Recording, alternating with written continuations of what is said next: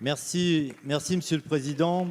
Ma question s'adresse à Madame la ministre de l'Écologie et concerne le développement anarchique de l'éolien sur nos territoires.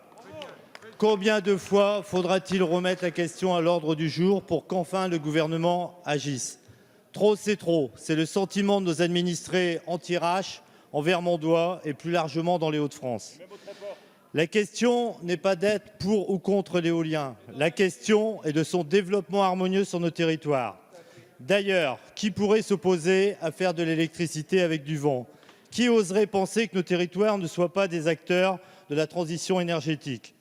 3 points posent problème. En premier lieu, son modèle économique. Certainement trop bien-disant pour les opérateurs, ce modèle conduit à des situations malsaines. Lobby, conflits d'intérêts, villages et élus se divisent. Deuxièmement, les lieux d'implantation. On assiste à un phénomène de mitage de notre territoire. La Thiérache, c'est une terre de bocage, d'histoire et de combat.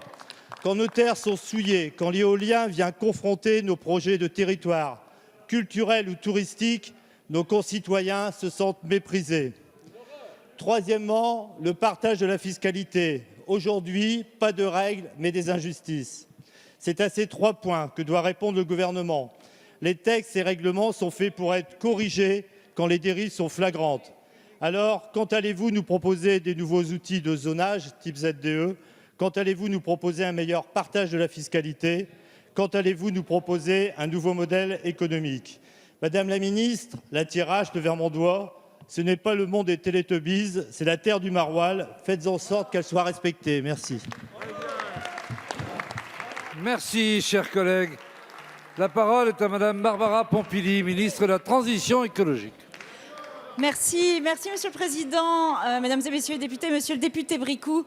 Vous savez, je crois qu'on partage les mêmes préoccupations, vous et moi. On a besoin du développement de l'éolien parce que nous avons des objectifs de diversification du mix électrique pour atteindre, et vous le savez, les 40% d'électricité renouvelable en 2030. Donc on en a besoin, on est d'accord.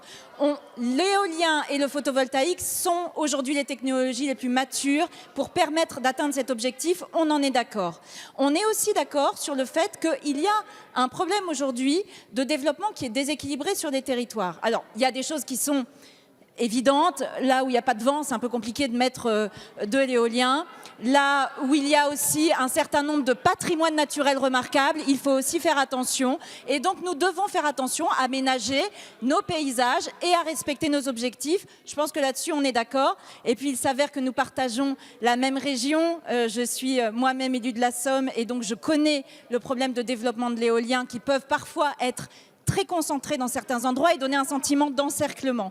Face à ça, nous avons mis en place un groupe de travail sur le développement harmonieux de l'éolien. Ce groupe de travail, il réunit les parties prenantes. Donc toutes les parties prenantes, je peux vous dire que les réunions sont parfois un petit peu musclées, mais c'est comme ça qu'on peut avancer à trouver des solutions. Il va y avoir des solutions qui vont être proposées sur la fiscalité, il va y avoir des propositions qui vont être faites, et aussi sur le zonage. Moi, je regrette énormément que les schémas de développement aient été abandonnés parce qu'au moins, ça nous donnait de la visibilité, ça nous donnait des perspectives, on savait où on pouvait mettre des éoliennes. C'est un vrai problème qu'on ait supprimé ça et que ceux qui l'ont supprimé, d'ailleurs, après, nous disent que le développement est anarchique. Quelque part, c'est un petit peu rigolo d'entendre ce genre de choses. Enfin, je vous rappelle qu'on a une perspective de développement qui est pas mal puisque l'Allemagne dispose de 5 fois plus d'éoliennes au kilomètre carré que la France, le Danemark 3 fois plus, le Royaume-Uni 2 fois plus.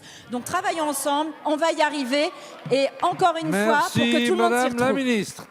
La parole est à monsieur... Ah, monsieur Bricout, vous avez 10 secondes, pardon.